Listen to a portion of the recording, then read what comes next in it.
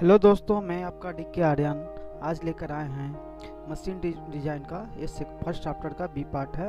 हम first chapter में theory of failure, static and dynamics के बारे में चर्चा कर रहे थे। देखिए, maximum shear stress developed on the shaft of a solid circular shaft under pure torsion is 240 megapascal. If the shaft diameter is double then what is the maximum shear stress developed corresponding to the same shaft. यदि आपके पास shaft दिया हुआ है जिसमें कहा गया कि 240 megapascal maximum shear stress develop कर सकते हैं, डायमीटर डबल करते हैं तो मैक्सिमम शियर स्ट्रेस कितना डेवलप। हम लोग जानते हैं कि शियर स्ट्रेस होता है 16T/πd³ जो 240 मेगापास्कल के बराबर दिया हुआ है। यदि आप डायमीटर के क्यूब का इन्वर्सली प्रोपोर्शनल है शियर स्ट्रेस, यदि डायमीटर आप दोगुना करते हैं तो शियर स्ट्रेस 8 टाइम्स कम जाएंगे, यानी कि 30 मेगापास्कल हो जाएंगे। इसका आंसर कितने हो जाएंगे? 30 मेगापास्कल हो जाएंगे। तो इसका आंसर कौन सा हो जाएगा? सी आंसर हो जाएगा इसका। चलते हैं नेक्स्ट क्वेश्चन की ओर। नेक्स्ट कह रहा है कि a hub is the press fitted on a shaft, an element in hub is subjected to a radial compressive stress 50 newton per millimetre square and hoop stress 75 newton per millimetre square. If hub is the made of the 308 steel with yield strength इतना दिया हुआ है, what is the factor of safety using the maximum shear stress, यानी कि जो maximum shear MSST का प्रयोग करके factor of safety का मान निकालना है। हम लोग जानते हैं कि आपके पास हब है, इसे हब कहते हैं, इसे शाफ्ट कहते हैं। तो 3 प्रकार के स्ट्रेस जनरेट होते हैं एक्चुअली होगा। देखिए जैसे इसमें देखिए रेडियल स्ट्रेस होगा, यहाँ पर सर्कमफ्रेंशियल स्ट्रेस होगा और लॉन्गिट्यूडिनल स्ट्रेस जिसे एक्सियल स्ट्रेस भी कहा जाता है। देखिए ये जो स्ट्रेस इस जो सरफेस पर आएगा स्ट्रेस, इसको काटेंगे इस पर स्ट्रेस आएगा तो इसे कहते हैं हुप स्ट्रेस कहते हैं। और ये जो इस ऐसे काटिएगा तो ई जो सर्कमफ्रेंस ऐसे ऐसे जो स्ट्रेस आया ऐसे ऐसे इस डायरेक्शन में उसे लॉन्गिट्यूडिनल कहते हैं चाहे एक्सियल कहते हैं। और ये जो कंप्रेशन वाला लगेगा, ये कंप्रेशन वाला इसे कहते हैं एक्सियल स्ट्रेस कहते हैं, एक्सियल रेडियल स्ट्रेस कहते हैं। एक्सियल लॉन्गिट्यूडिनल तो ये हो गया, ठीक है। तो यहाँ मतलब कि दिया हुआ है कि रेडियल स्ट्रेस जो है 50 न्यूटन पर मिलीमीटर स्क्वायर है, यानी कंप्रेसिव नेचर का होता है, यानी कि -50 हो गया, हुप स्ट्रेस 75 हो गया, हुप स्ट्रेस हो गया, यानी कि यहाँ यहाँ पर दिया होगा -50 दिया हुआ है और यहाँ पर 75 दिया है, मोहर सर्किल में लिखेंगे तो ठीक है। इतना स्ट्रेस दिया हो तो टाउ कितना हो जाएगा यहाँ पर? तो यही तो टाउ है। टाउ कितना हो जाएगा? इसका हो जाएगा sigma hoop minus sigma 1 minus sigma 2 by sigma x minus sigma y by 2 हो जाएगा, यानी कि 125/2 हो जाएगा इसका।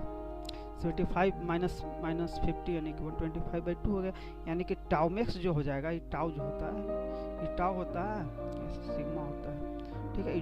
जो मैक्सिमम शियर स्ट्रेस होगा यहाँ पर इसमें 125/2 हो गया, एब्सोल्यूट है तो 125/2 हो जाएगा। और एस वाई दिया हुआ 350 तो एस वाई बाई 2n हो जाएगा। तो 2 से 2 यहाँ पर वाला कट जाएगा तो n मतलब S Y T 350 divided by 125, तो 350 डिवाइडेड बाई 125 2.8 होता है। तो 2.8 फैक्टर ऑफ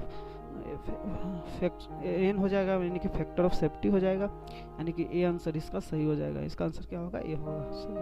नेक्स्ट क्वेश्चन देखते हैं कि आपके पास एक लिंक है, अंडर ए पुल कर रहे हैं इसे, पुल which lies in the shown in the figure, the face are shown in the figure below, the magnitude of the maximum compressive stress in the link, यानी कंप्रेसिव स्ट्रेस निकालना।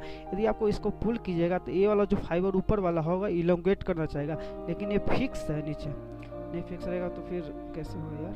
ये फिक्स है तो ये फिक्स रहेगा तो ये क्या होगा? ये नहीं इलोंगेट करना चाहेगा, इसमें कंप्रेसिव स्ट्रेस होगा, बेंडिंग के कारण कंप्रेसिव स्ट्रेस जनरेट होगा। यदि इसका इक्विवेलेंट डायग्राम बनाएंगे तो देखिए इसको शिफ्ट कर रहे हैं 4 किलो न्यूटन, यानी कि 4000 न्यूटन का फोर्स है, इसको शिफ्ट कर रहे हैं इसका लॉन्गिट्यूडिनल एक्सिस पर और एक मोमेंट दे रहे हैं 4 × 25, यानी कि यहाँ से आप 50 है तो 25 का मोमेंट दे रहे हैं 4000 इंटू 25 न्यूटन मिलीमीटर, यूनिट ध्यान रखिएगा, इतना का मूवमेंट दे रहे हैं।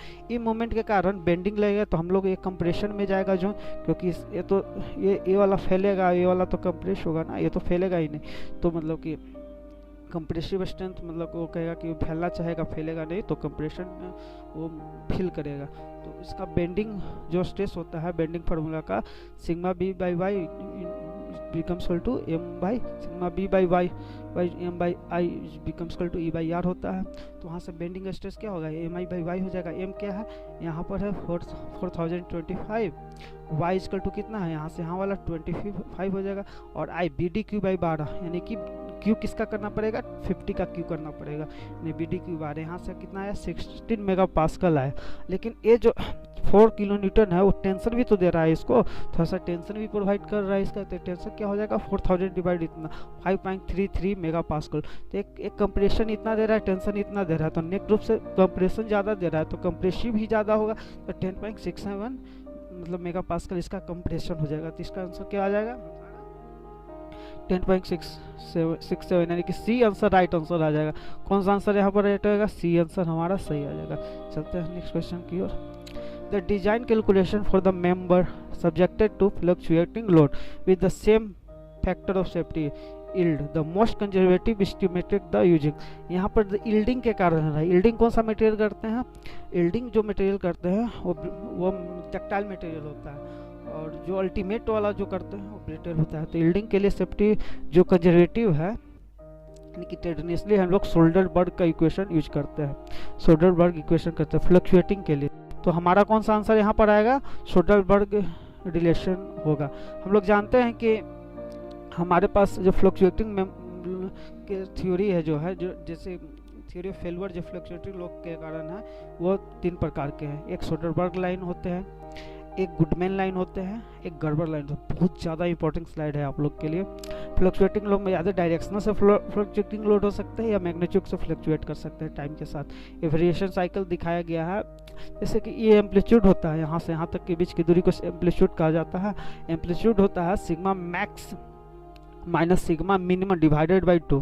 देखो ई मीन है, यहाँ से यहाँ तक को मीन कहा जाता है। ये मीन का मतलब होता है sigma max plus sigma minimum by 2, ठीक है। इस एम्पलीट्यूड रेशियो भी होता है sigma amplitude by sigma mean है, ठीक है। स्ट्रेस रेशियो होता है sigma minimum by sigma maximum, हमेशा 1 से कम होगा। हमेशा याद रखना है कि कोई भी रेशियो मैक्सिमम ही होता है, 1 से कम होता है। यहाँ भी स्ट्रेस रेशियो है sigma minimum divided by sigma maximum है।